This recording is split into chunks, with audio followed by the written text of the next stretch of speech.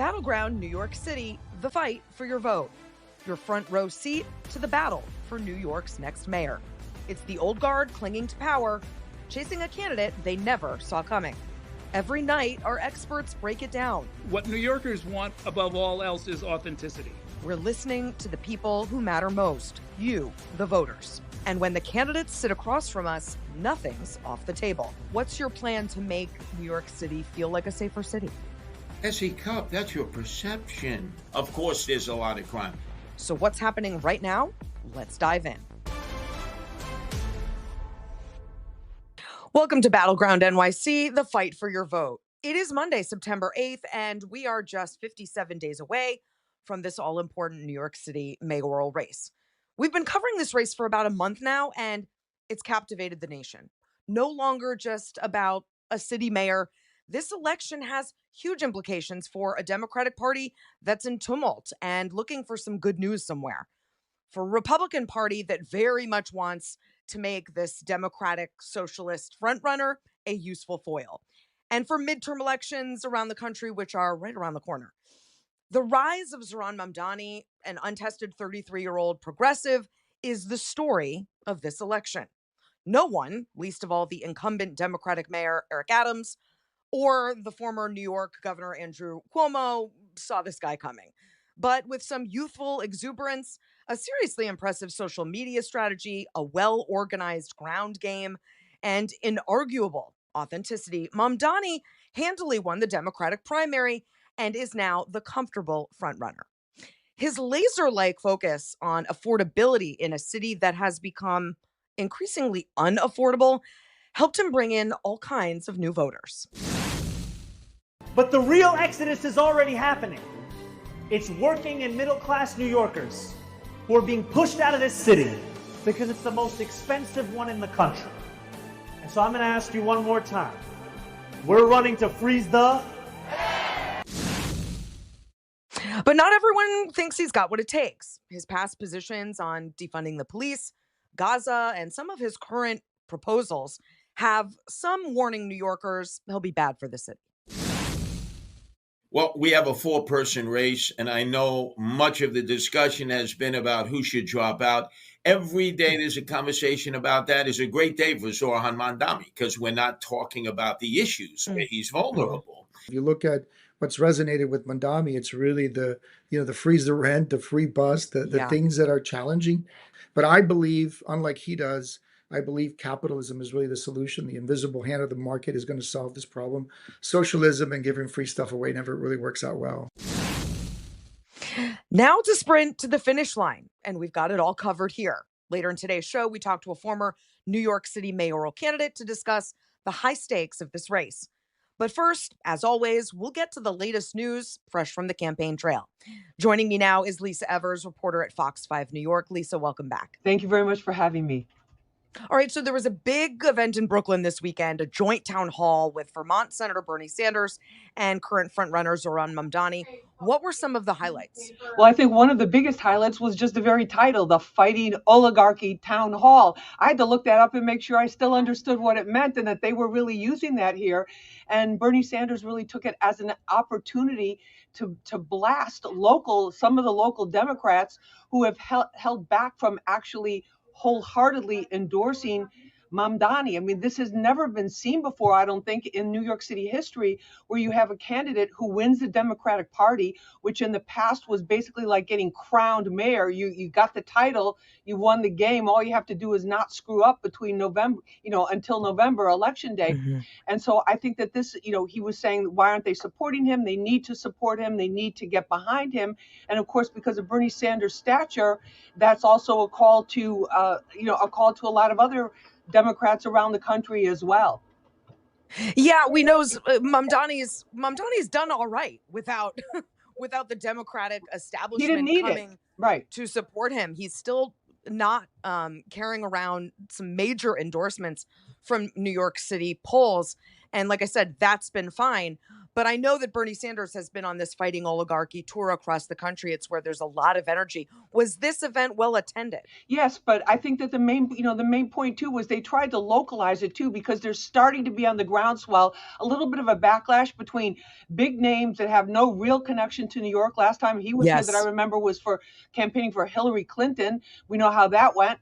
And I think that, there's a backlash. So then they were posting on, Mamdani was posting on his X pictures with Bernie and with AOC. And here we are in Astoria to kind of bring it back home to his district and make it local. So there's a kind of a backlash against that outside, what people are seeing as outside interference, Essie.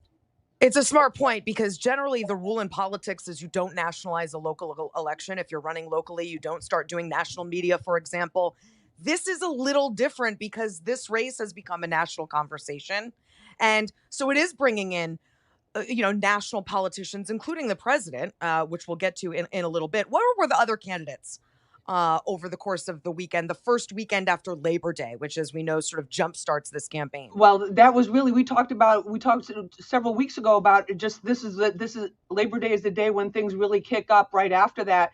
And you definitely felt that they were all out at the Labor Day parade on Sunday here in Manhattan, and they were all making their different points, and Cuomo getting very pointed and some would say vicious in his attacks on Mamdani, calling him a terrorist sympathizer.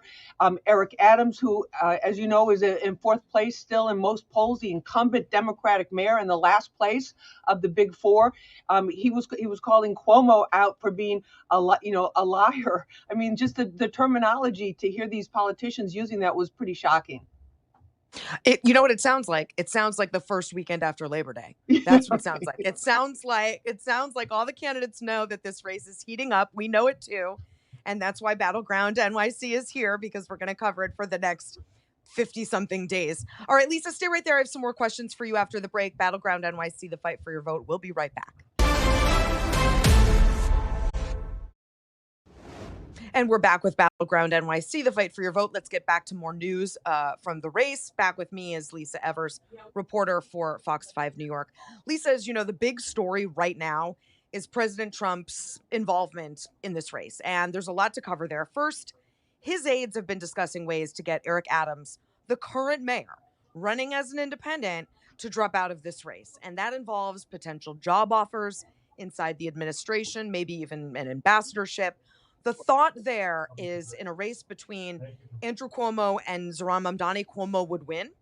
Now, Saturday night, John Katzimatidis, a pro-Trump billionaire who owns a chain of New York City grocery stores that New Yorkers would know, reportedly hosted Eric Adams at his birthday party and encouraged him to take a Trump administration job offer. I'm not hearing any news that Eric Adams is considering stepping down. What are you hearing? Well, what I'm hearing is what we've heard was directly from Eric Adams over the weekend at the Labor Day event. He was at churches on all day on Sunday, as was Andrew Cuomo. They were both kind of out, trying to outdo each other in terms of how many churches could you go to and visit and talk with the congregations. But Katzimatidis, who you're talking about, a big supermarket magnate in New York, he was hosting last time around for Eric Adams. He was hosting parties for him in the Hamptons. So there was tremendous amount of support. The Trump, and then there was the reporting of the secret meeting with a Trump advisor that happened in Florida, where Mayor Adams went. His birthday was September 1st, where he went for some personal time, and it said that his campaign spokesperson said there was no business that was discussed there. But Adams has remained adamant about, I am not going to leave this race. I am in this race, and I think some people are making too much of his connection to Donald Trump, or how much feeling that Trump may actually have for him. He hasn't really been on board, kind of marching to the same rhythm or walking to the same rhythm or following the agenda with some of the major Trump policies around migrants. He's tried to kind of have it both ways, and I think that's played a role in people not feeling like they could that they could trust him. But he's saying, I'm in it to win it.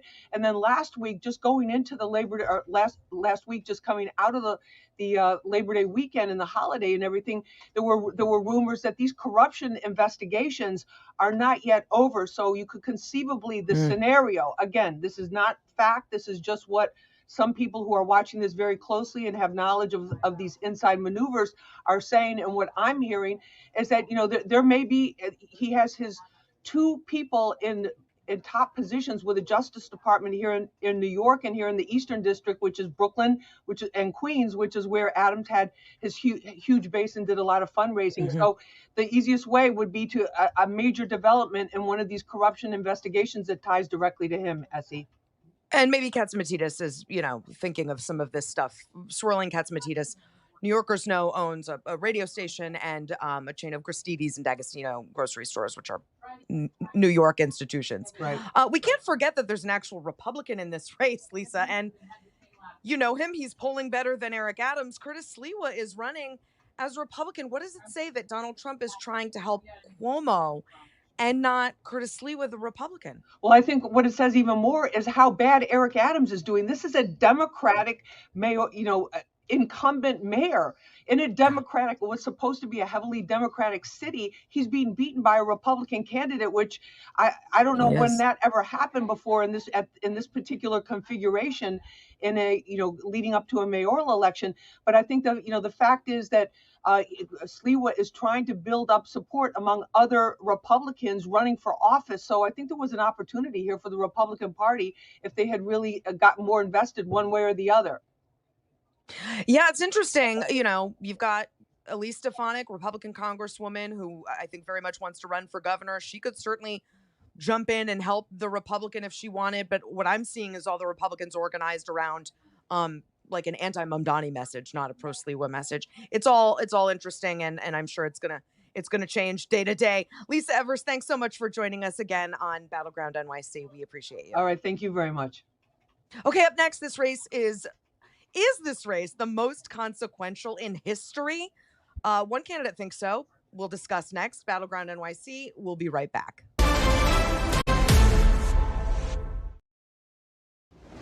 And we're back with Battleground NYC, the fight for your vote. And joining me now for the bigger picture is Christine Quinn, former New York City Council speaker, and she ran for mayor in 2013. Welcome, Christine.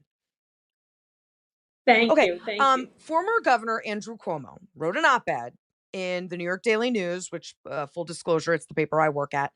He pulls no punches in this. It is a stunning rebuke of Zohran Mamdani. Here's one quote.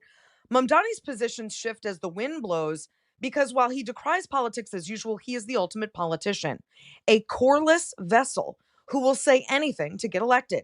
He is an existential threat to New York City and the Democratic Party. My father would never forgive me if I didn't do everything I could to stop him. Christine, will that fear message, which didn't work in the primary, will it work now in the general? Right. I don't think that fear message, that negative message, I don't think it's what people are looking for.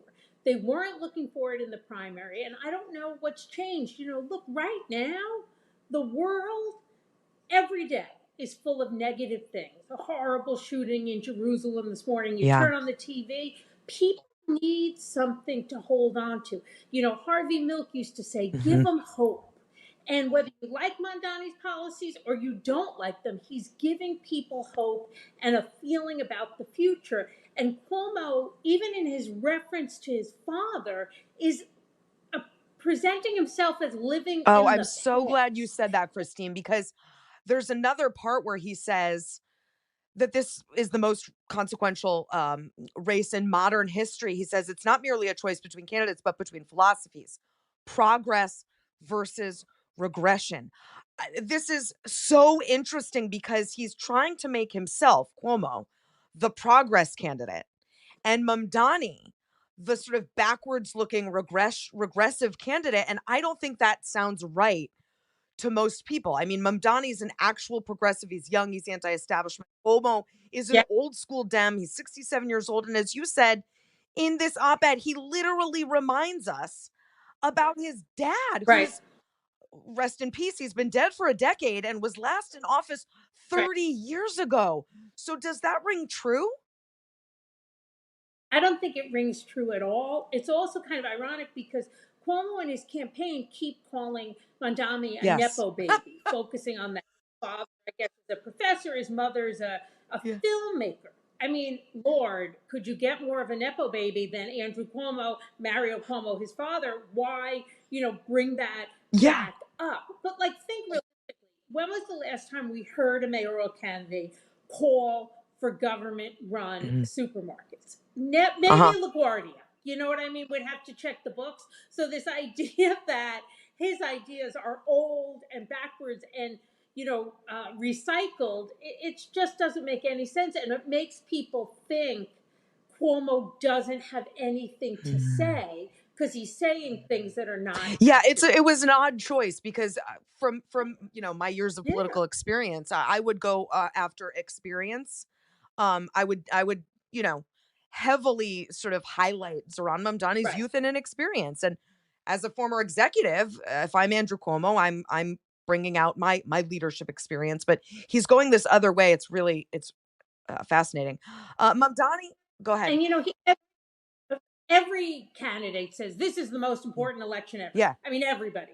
But think about other times in New York City's history. I mean, we had the worst terrorist attack in history on the day of the That's right. primary election, and then just a few months later had a general election and almost all brand new city council, new mayor, new controller, blah blah blah.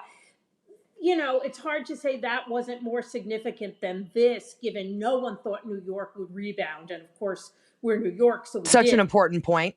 I know the stakes feel very high, and they are, but that's a really important point.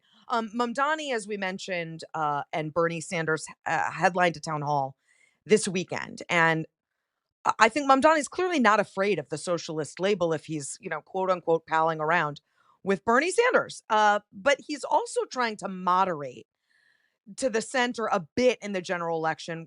Not surprising. He's backing off some of the things that he's said in the past about the police, and he's distancing himself from some of the DSA platform issues.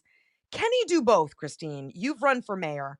Can he run to the far left on some of these issues like government run grocery stores and also capture some of the moderates that live in New York City?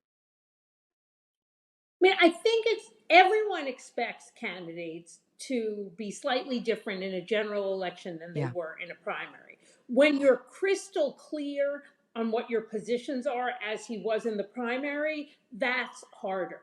I thought doing the event with Sanders and his campaign, Mamdani, has been amazing. I mean, just technically flawless, though I thought this was a little bit Oh, of a really? misstep because if you're trying to modulate, why bring in Bernie Sanders? And it's not like Mamdani can't get a crowd and can't get cameras on his own. We certainly know he can. So he didn't need Bernie to bring a crowd or the cameras. So I thought that would kind of undercut some of what he's trying to do to modulate. I give him a lot of credit. He is meeting with every executive, every real estate developer. He's not afraid of having conversations and listening. And I think what is a good thing about an elected official is somebody who can hear and know when they were off base or maybe in a different time, place, and can modulate. Yeah, another interesting point. And he's acting like the nominee. I mean, he's having all of these meetings and um, doing all of these events. He's acting like the front runner and the nominee, which essentially he is. Okay, Christine, I have a lot more for you, so don't go anywhere. We'll be right back after this break. More Battleground NYC. We're back with Battleground NYC one more time with Christine Quinn, former New York City council speaker and mayoral candidate. So, Christine, I want to broaden this out with you because everyone's broadening this election out. Everyone is looking at what it means. Trump's involvement in this race is just one way it's getting national attention. Who does Trump's involvement benefit the most? Is it Cuomo? Is it Adams if he gets a cushy landing spot out of this? Is it Mamdani indirectly? I think this helps Mamdani indirectly so much. I mean, there is no question that New Yorkers despise Donald Trump for a whole host of reasons. So, the idea that he would get involved in the race, as reported, to help Andrew Cuomo one, turns them against Andrew Cuomo because they hate Donald Trump, but two, it kind of speaks to like backroom Albany type deals, which people Yeah. associate with Cuomo. And unless Adams and Sliwa get out of the race, and it does not look like Sliwa will get out of the race, it is impossible numerically for Cuomo to win. Yeah, and you have to wonder. It does. It looks a little dirty for Cuomo. It looks a little dirty for Adams too. And Yeah, I'm wondering if people are thinking, "Gosh, with all of this mucking around in the election, it looks like folks are trying to rig it." Yep.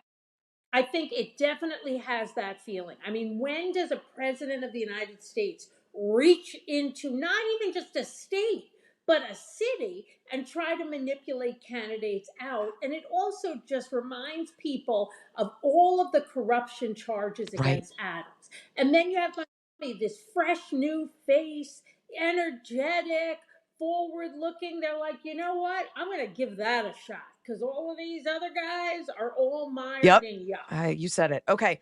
The other national implication this is having is people are looking at what kind of Democrats we can run nationally, right? Where can a progressive like Zohran Mamdani actually succeed? And do Dems need to go younger? Do they need to stick with experience? So the fight over Congressman Jerry Nadler's seat in New York City is getting interesting. Assemblyman Michael Lasher is in. Liam Elkind, who we've had on, he's 26 years old. He's in the race. There are reports Chelsea Clinton may jump in, although she may have distanced herself from that. Possibly Jack Schlossberg, who is JFK's grandson. I mean, see what happens when a 17-term congressman decides to pass the baton. Lots of people want to grab it. So shouldn't that, Christine, this is your party, shouldn't this excite your party, excite Democrats, and make them want more of this baton passing around the country? I mean, one would think this would be a message to Democrats who have been in office for decades. That we're seeing all of these accomplished younger people. Also, West Side Council member Eric Botcher, who's an openly LGBT council member, he's seriously thinking about running. So, at some point, enough is enough. And at some point, you have to say you were grateful to serve. There's other ways to serve outside of elected office. Give somebody else a chance because fresh eyes and fresh energy make a difference. But I fear that that's a very hard message for elected officials to take in and let go of. But I hope it's a message that people in our party hear. I've seen there was video recently of Eleanor Holmes Norton, who was at a press conference around what's the debacle and what's going on in DC, and it was atrocious. I mean, just horrible as it relates to somebody being just way too long in office. So I hope people heed the message. And look, life goes on after elected office. I can attest to that. It's not so bad. Yeah, I think people are really turned off by this sense of entitlement to these seats. We've talked about this. Jerry Nadler, even before dropping out, said through a spokesperson, like, I'm gonna go when I want to go and not any earlier. I think he had, found some religion since then. But this sense of entitlement to these seats is just really turning people off. And it should be encouraging to the Democratic Party, which is really going through it, that a lot of people want to get into these races, right? Right. I mean, look, you talked about before that the Republican Party in New York had a real opportunity in this election, and they blew it by not having a bench, by Sliwa. So the message here is there's a great bench of young people who want to run. So let's seize that opportunity. There's been other times in our party's history where we're like, oh, we don't have a bench. We have to stick with who we have. We're lucky and different than the Republican Party right now in New York, and we should be excited. Yeah, I don't understand why the Republicans didn't field a couple candidates in this race in a city where Republicans have become mayor before, and not like that long ago. Crazy times, Christine. This is a crazy election, and we've got 50 plus more days of it. So you'll have to come back and do it over with us again. Okay. All right, Christine Quinn, thanks so much. And we'll see you back here Monday through Friday every Monday through Friday for the next few weeks as we gear up toward this election, reporting right here on Battleground NYC, the fight for your vote.